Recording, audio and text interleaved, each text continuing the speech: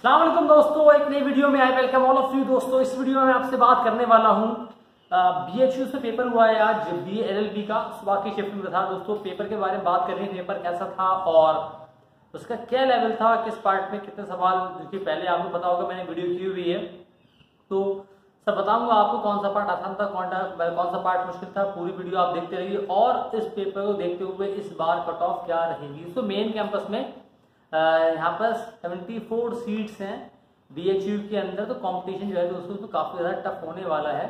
ये दोस्तों कोर्स जो है आपका BHU में चलता है सेल्फ फाइनेंस मोड में, फीस काफी ज्यादा है, या हम कहते हैं मतलब स्पेशल कोर्स होता है उसके अंडर में ये कोर्स है दोस्तों BHU के अंदर। तो दोस्तों आगे बढ़ने से पहले आपसे रिक्वेस्ट करूंगा, सब्सक्राइब नहीं है तो प्लीज कर ले, बेल आइकन को भी जरूर दबा दीजिएगा ताकि आप तक मेरी वीडियो के सारे अपडेट्स टाइम पर पहुंचते रहें। दोस्तों पहले बात करते हैं इस पेपर के बारे में। 2 घंटे का पेपर था, 150 सवाल आए थे। मैंने भी पर्सनली पेपर दिया है तो मुझे पूरा आइडिया, मैंने पूरे सवाल तो नहीं देख पाए क्योंकि उन्होंने पेपर को 2 पार्ट में डिवाइड किया हुआ था। पहले एक पार्ट आया था, फिर दूसरा पार्ट आया था। मैं थोड़ा कंफ्यूज कर गया कि मुझे शायद 120 ही सवाल होंगे इसके अंदर, लेकिन वो 150 सवाल थे। इंग्लिश वाला पार्ट मैंने उसको नहीं देख पाया तो उसके बारे में मैं कुछ नहीं कह सकता, लेकिन हाँ 120 सवाल मैंने पूरे देखे, जहाँ पर आपको रीजनिंग थी, जहां पर आपको जीके आई थी, जहां पर आपके लिए आया था लीगल एप्टीट्यूड। दोस्तों अगर हम पहले बात करें और थोड़ा मैथ्स भी आई थी। दोस्तों पेपर के बारे में मैं 120 सवाल के बारे में बात करता हूँ तो पेपर काफी ज्यादा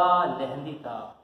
2 घंटे के हिसाब वाला पेपर नहीं था। इस पेपर में एटलीस्ट आपको 3 घंटे मिलना चाहिए थे। मतलब 2 घंटे का मतलब ये होता है जो बच्चा वो अच्छे से पढ़ के गया होगा उसने, क्योंकि मैं इंग्लिश वाला पार्ट नहीं देख पाया, अगर देख पाया तो शायद मैं भी 120 तक पहुंच जाता, लेकिन मैंने वाला पार्ट देखा ही नहीं, इसलिए मैंने भी सिर्फ 120 में से 95 के अराउंड ही सवाल किए। बाकी केस में नेगेटिव मार्किंग होती तो का आप नहीं मार सकते। दोस्तों इसके अलावा एक बात और थी कि जो कि सवाल आपको आए थे मैथमेटिक्स में आए थे, और दोस्तों कुछ सवाल आपके रीजनिंग थे, तो सवाल आसान नहीं थे। पेपर का जो आपका लेवल था वो काफी अच्छा था, काफी टफ मुझे लगा पेपर। दोस्तों रीजनिंग भी जो है कई सारे सवाल आपको असर्शन और रीजन के आए थे, और जो भी काफी लंबे लंबे सवाल आए थे, शॉर्ट में नहीं आए थे। और प्लस एक बात और थी, यहाँ पर जैसे एक आपका सवाल दे दिया, अब सवाल के बाद ऑप्शन दे दिया, लेकिन वहां पर क्या था, सवाल के बाद ऑप्शन, फिर ऑप्शन के ऑप्शन में आंसर था। तो ये जो है आपको एडिशनल टाइम BHU ने NT ने आपका लिया है। मतलब समझ रहे हैं ना, जैसे मान लिया कि आपका सवाल आया है, उसके 4 ऑप्शन है, अब उसके नीचे था उसका आंसर का A, मतलब 1 ठीक है, 2 ठीक है, 3 ठीक है, तो ये एडिशनल टाइम जो है आपका पेपर में गया है। और मैं समझता हूँ इसी में बच्चों के 15 से 20 मिनट तो इसी में निकल गए होंगे एटलीस्ट। और अब बात करो तो मैथमेटिक्स के जो सवाल आए थे वो भी सीधे सवाल नहीं आए थे, कुछ एक सवाल को छोड़ दे, 3-4 सवाल को छोड़ दें तो बाकी सारे सवाल में आपको सॉल्यूशन करना था, और सवाल ठीक ठाक आए थे, आसान तो बिल्कुल भी। इवन जो डिस्काउंट वाला भी एक सवाल आया था उसको भी आपको सॉल्व करके देखना था। पॉइंट वाले सवाल थे, डायरेक्ट सवाल भी नहीं आए थे। जो मैं बताया 2-3-4 सवाल आपके ऐसे होंगे क्योंकि डायरेक्ट आप उसको आसानी से कर पाते, बाकी जो सवाल थे वो इतने आसान नहीं आए थे, थोड़ा उनको पढ़ के सॉल्यूशन करना ही होता। तो same goes with reasoning part was also not easy. जैसे मैंने आपको बताया, मतलब असर्शन रीजन वाले सवाल कई सारे, मेरे ख्याल से 8-10 सवाल आए थे, और 2-3 उसमें ठीक ठाक थे आसान, लेकिन बाकी सवाल थोड़ा सही आए थे। इवन पढ़ने वाले आए थे, इवन मैथमेटिक्स का भी आया था, तो वो आपको सॉल्व करके देखना था, उसके बाद ही आप उसका आंसर निकाल पाते। तो पेपर का ये पार्ट भी दोस्तों मुश्किल था। दोस्तों जीके की बात करेंगे, 2-3 बुक्स आई थी क्योंकि कॉमन बुक्स नहीं थी, पहले की बुक्स हैं दोस्तों। और इसके अलावा जो है जीके के दोस्तों सवाल जो है वो इतने, कुछ जो सवाल थे वो आसान था, लेकिन सवाल अच्छे था पेपर का। जीके का भी अच्छा लेवल था, आसान मतलब मॉडरेट है जीके, लेकिन रीजनिंग मैथमेटिक्स लॉ के हिसाब से मेरे ख्याल से ये थोड़ा मुश्किल पार्ट में इसको जरूर मानूंगा। तो सब बात करते हैं लीगल एप्टीट्यूड, मतलब आपका लीगल वाला पार्ट था लीगल एप्टीट्यूड।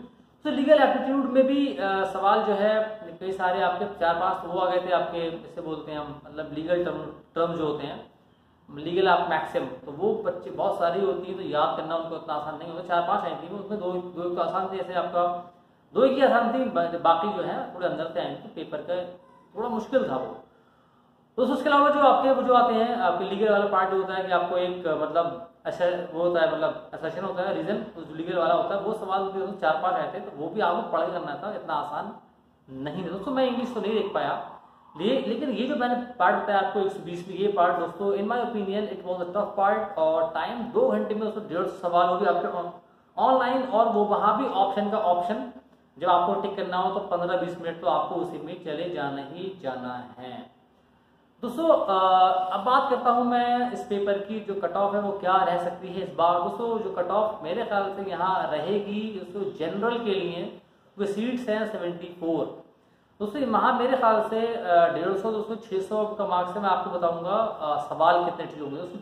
जिस बंदे के भी मेरे ख्याल से इस पेपर में जो बच्चा भी दोस्तों 55 to 60% तक पहुंच जाएगा, मतलब कहने का ये है अगर 600 मार्क्स का पेपर है तो जो बच्चा भी दोस्तों लगभग 350 मार्क्स तक पहुंच जाएगा, 360 मार्क्स तक पहुंच जाएगा, वो मेरे ख्याल से जनरल में क्वालिफाई कर जाएगा। Again why I am saying this, मैंने पेपर खुद दिया है, मुझे पूरा अंदाजा है कि 120 सवाल जो है वो किस टाइप के आए थे। उसमें लगभग दोस्तों मैं मानूंगा 50 सवाल अगर दोस्तों ऐसे होंगे जो कि टाइम टेकिंग थे और आपको आते भी होंगे, लेकिन वो थे ऐसे कि उनको सॉल्व करके ही उसका आंसर होगा, डायरेक्टली फटाफट सॉल्व होने वाले सवाल वो नहीं थे। तो इसलिए दोस्तों मैं कह रहा हूँ इवन अगर मैं मेरे ख्याल से 350 मार्क्स में आपका निकल जाते हैं तो मैं समझता हूँ जनरल में आप क्वालिफाई कर जाएंगे। इवन थोड़े कम पे भी शायद आप 55 मतलब 330 से 350 के बीच में मैं समझता हूँ, 340 360 के बीच में मान लें आप, 340 360 के बीच में मेरे ख्याल से अगर आपका स्कोर है तो आप क्वालिफाई कर जाएंगे जनरल के अंदर। तो बात करते हैं ओबीसी। तो ओबीसी के अंदर भी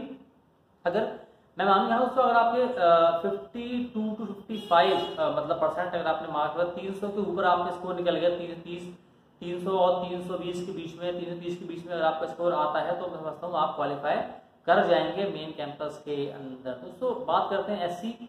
तो एससी में मेरे ख्याल से इस पेपर में कट ऑफ बहुत रही तो 45 से लेके 50 के परसेंट, मतलब अगर आप मान के चलते 600 में से लगभग 270 से लेके 290 तक अगर आपका स्कोर निकलता है in my opinion then you will definitely आप टेस्ट पास कर जाएंगे। तो उसके अलावा और जो पीडब्ल्यूडी और जो कैटेगरीज होती हैं उनमें दोस्तों और कम, उनमें 45 के राउंड जो है जिसके 45 आ रहे होंगे इन कैटेगरीज के अंदर वो मैं समझता हूँ पेपर को क्वालिफाई कर लेंगे। अगेन मैंने इंग्लिश वाला पार्ट नहीं देखा था, अब किसी बच्चे की अच्छी होगी इंग्लिश तो वो जरूर 100 के ऊपर निकल गया होगा। 50 सवाल दोस्तों काफी ज्यादा टफ आए थे, काफी टाइम टेकिंग थे। तो जिसकी इंग्लिश सही होगी वो दोस्तों अगर 25 सवाल 20 से 25 सवाल निकाल गया होगा 20 सवाल इंग्लिश में, तो वो जरूर मेरे ख्याल से 100 जो है सवाल तक, 105 सवाल सही तक पहुंच गया हो। तो कई कुछ नहीं दोगे आपको जो है 25% जो है यहाँ पर आपका नेगेटिव मार्क है, मतलब 0.25 एक आपके, मतलब यहाँ पर 0.25 मतलब 25% के अगर आपके एक सवाल गलत है तो आपका 1 मार्क्स कट जाएगा। तो इसने पेपर और ज्यादा मुश्किल कर दिया था। दोस्तों ये मेरा था पेपर के बारे में एनालिसिस। जो भी आपका और जो बंदा हो जिसने देखा दिया हो उससे भी आप पूछिएगा, उससे ईमानदारी से पूछेंगे शायद वो भी यही बात बताएगा जो मैं आपको यहाँ पर बता रहा हूँ। दोस्तों मैं आपसे मिलूंगा अगली वीडियो में। खुदा हाफिज।